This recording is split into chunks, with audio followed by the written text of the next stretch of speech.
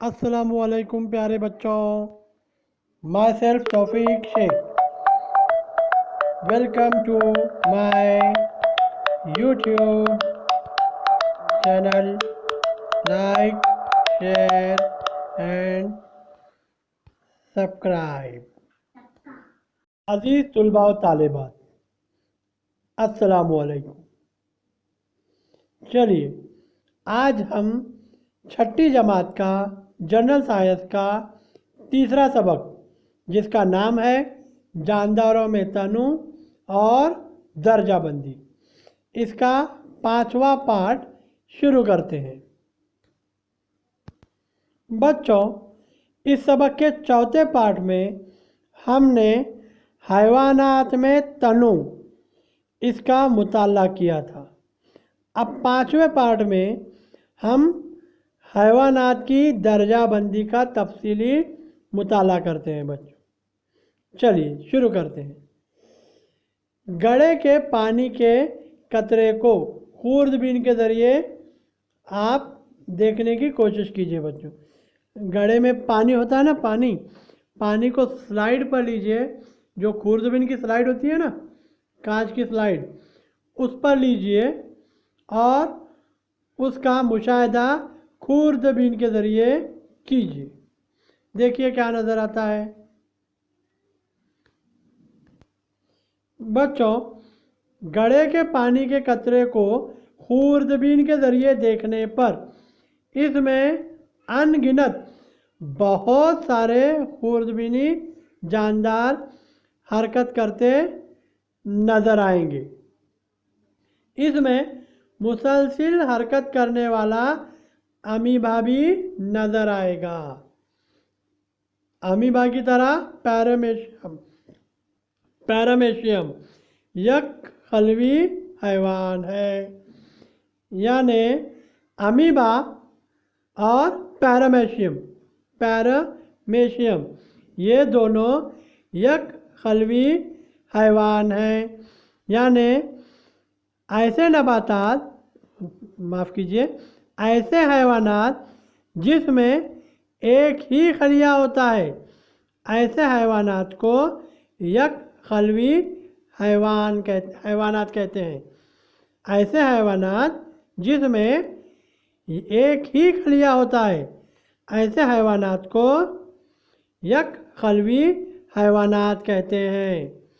अब इसके अलावा हमारे अतराफ जो दूसरे हैवानात पाए जाते हैं, घोड़ा, रीछ, कछुआ, ऐसे बहुत सारे हैवानात पाए जाते हैं। यहाँ चंद 3 नाम मिसाल के लिए दिए गए हैं।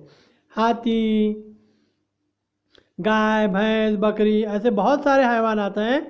ये हैवानात कसीर खलवी हैं बच्चों। यानी खलिए के साख्त के एतबार से, खलियात की तादाद के एतबार से हैवानात को 2 हिस्सों में तकसीम किया गया है। एक खलवी हैवान, ऐसे हैवानात जिसमें एक ही खलिया होता है, इसे एक खलवी हैवानात कहते हैं। और ऐसे हैवानात जिनमें कसीर खलिए होते हैं, यानी खलियात की तादाद भरपूर बहुत ज़्यादा होती है, तो ऐसे हैवानात को कसीर खलवी हैवानात कहते हैं। यानी खलिए की तादाद की बिना पर हैवानात की 2 किस्में हैं, एक खलवी हैवान, कसीर खलवी हैवान। यह खलवी हैवानात की मिसालें अमीबा, पैरामेशियम। और कसीर खलवी हैवानात की मिसालें यहाँ 3 दी गई हैं, घोड़ा, रीछ, कछुआ। इसके अलावा हाथी, बैल, बकरी और सांप, ये कसीर खलवी हैवानात की मिसालें हैं बच्चों। ये पहली दर्जाबंदी समझ में आई बच्चों। किस बिना पर? खलियात की तादाद की बिना पर। चलिए अब आगे बढ़ते हैं। ये देखिए, आगे बढ़ने से पहले ये शक्ल जो दिख रही है ना आपको, ये है पैरामेशियम की शक्ल। बच्चों, ये हमें खुली आँख से नज़र नहीं आता। ये एक खलवी हैवान है, ये खूरदबीन की मदद से नज़र आता है। पैरामीशियम की शक्ल है ये। चलिए बच्चों अभी आगे बढ़ते हैं। बच्चों आपने कभी अपनी पीठ का मुशाहिदा किया है? हमारी पीठ के दरमियान हड्डियों का जो सिलसिला है उसे क्या कहते हैं बच्चों? बताइए क्या कहते हैं? बिल्कुल सही, रीढ़ की हड्डी। ठीक है बच्चों, रीढ़ की हड्डी जिन हैवानात में पाई जाती है उन्हें फिक्री हैवान कहते हैं, और जिनमें रीढ़ की हड्डी न हो इन हैवानात को गैर फिक्री हैवानात कहते हैं। इस तरह से रीढ़ की हड्डी मौजूदगी की बिना पर हैवानात को फिर दो हिस्सों में तकसीम किया गया है। कौन कौन से दो ग्रुप में तकसीम किया गया है? कौन कौन से? फिक्री हैवानात, यानी ऐसे हैवानात जिनमें रीढ़ की हड्डी मौजूद होती है उसे कहते हैं फिक्री हैवानात। इसकी मिसाल इंसान, शेर, बकरी, सांप, परिंदे, मछली, कंगारू, ये फिक्री हैवानात हैं बच्चों। अब इसके बरक्स गैर फिक्री हैवानात यानी जिसमें रीढ़ की हड्डी नहीं होती है, उसकी मिसाल घोंघा, झींगर, केचुआ, ये हैवानात में रीढ़ की हड्डी नहीं होती है बच्चों। यानी रीढ़ की हड्डी की मौजूदगी की बिना पर हैवानात को दो हिस्सों में तकसीम किया गया है। एक का नाम है फिक्री हैवानात यानी जिसमें रीढ़ की हड्डी मौजूद होती है, और दूसरा ग्रुप गैर फिक्री हैवानात यानी जिसमें रीढ़ की हड्डी मौजूद नहीं होती है। उसकी मिसालें भी मैं दे चुका हूँ बच्चों, मिसालें याद रखो बच्चों। चलिए बच्चों अब दूसरी तीसरी किस्म की दर्जाबंदी की तरफ जाते हैं। अब तक हमने दो तरीके की दर्जाबंदी देखी, एक तो खलियात की तादाद की बिना पर और दूसरी रीढ़ की हड्डी की मौजूदगी की बिना पर। बच्चों चलिए एक छोटा सा और आसान सा सवाल देखते हैं। अंडे देने वाले हैवानात कौन कौन से हैं बताइए? मुर्गी, कबूतर और कोयल, ऐसे बहुत सारे हैवानात हैं जो अंडे देते हैं। अब बच्चे देने वाले हैवानात कौन से हैं? गाय, बकरी, ये हैवानात बच्चे देते हैं बच्चे। ठीक है चलिए ये देखिए मुर्गी, कंगारू, घेंगा, ये शक्लें आपको किताब में दी गई हैं। बच्चों आपने पढ़ा है कि अपने जैसे दूसरे जानदारों को जन्म देना अफ़ज़ाइश नस्ल कहलाता है।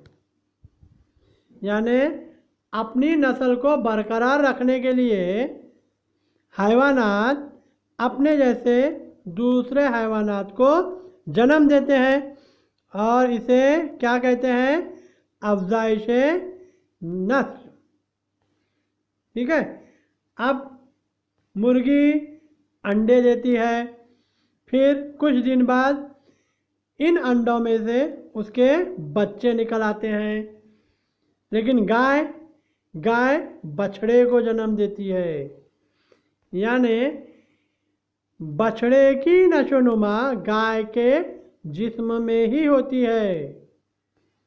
अफ़ज़ाइश नस्ल के तरीके के लिहाज से हैवानात की दो किस्में हैं। यानी अब अफ़ज़ाइश नस्ल के तरीके के लिहाज से हैवानात की दो किस्में हैं। एक है बैज़ाज़ा, यानी वो हैवानात जो अंडे देते हैं उन्हें कहते हैं हम बैज़ाज़ा। मिसाल के तौर पर मुर्गी, कोयल वगैरह ये बैज़ाज़ा हैं। अब दूसरी दर्जाबंदी, दूसरा ग्रुप बच्चाज़ा, यानी ऐसे हैवानात जो बच्चे को जन्म देते हैं उसे बच्चाज़ा कहते हैं। मिसाल के तौर पर गाय, बकरी ये बच्चाज़ा हैवानात हैं बच्चों। चलिए बच्चों, अभी दर्जाबंदी के अगले तरीके की तरफ बढ़ते हैं। ज़रा ये छोटे से सवाल का जवाब दो, आसानी है। घोड़ा, रीछ, कछुआ, मगरमच्छ, मछली, हिरन, मेंढक ये हैवानात कहाँ रहते हैं? घोड़ा, रीछ ज़मीन पर रहते हैं, मछली पानी में रहती है, हिरन ज़मीन पर रहता है। यानी मुख्तलिफ हैवानात मुख्तलिफ जगह पर रहते हैं। हैवानात के मस्कन के लिहाज से, अब मस्कन मतलब हम ऊपर नबातात में भी पढ़ चुके हैं बच्चों कि हैवानात जहाँ रहते हैं उसे उनका मस्कन कहते हैं। ठीक है बच्चों, तो हैवानात के मस्कन के लिहाज से इन्हें बर्री और आबी ऐसे दो ग्रोह में तकसीम किया गया है।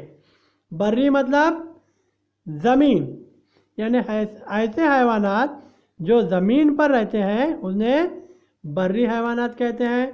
मिसाल के तौर पर घोड़ा, रीछ, हिरन, शेर, चीता वगैरह ये बर्री हैवानात हो गए। ऐसी बहुत सारी मिसालें आप भी दे सकते हैं। अब अगला ग्रोह आबी हैवानात, यानी ऐसे हैवान जो पानी में रहते हैं उन्हें कहते हैं आबी हैवानात। कौन कौन से? मछली वगैरह इसकी उम्दा मिसाल है बच्चों। इसके अलावा भी मिसालें हैं, ज़रा आप दीजिए। चलिए आगे बढ़ते हैं।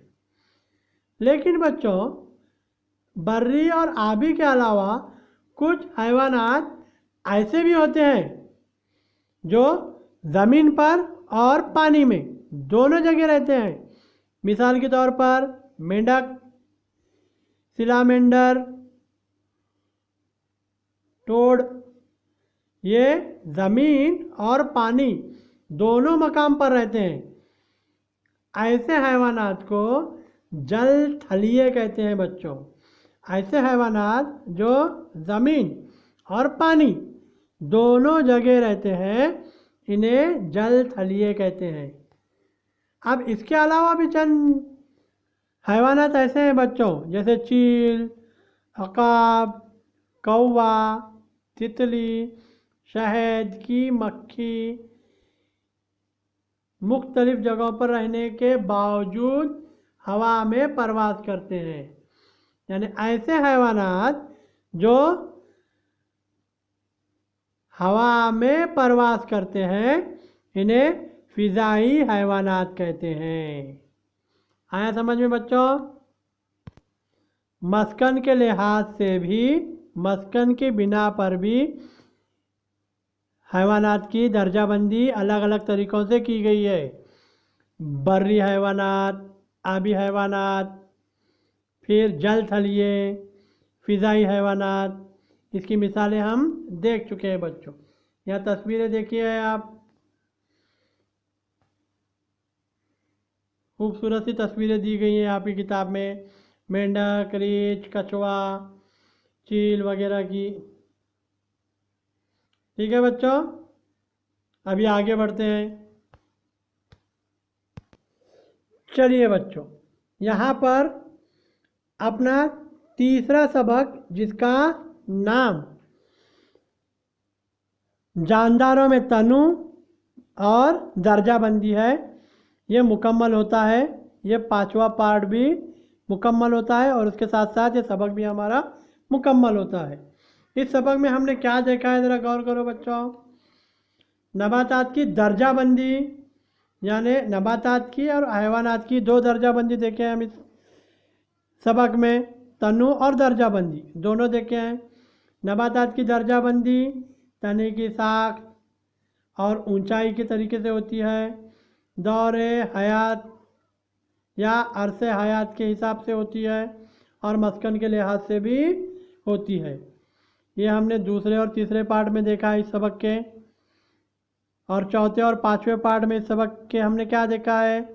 हैवानात की दर्जाबंदी खलियात की साख्त के बिना पर होती है, या कलवी जानदार, कसीर कलवी जानदार, रीढ़ की हड्डी की बिना पर होती है, फ़िक्री हैवानात, गैर फ़िक्री हैवानात, और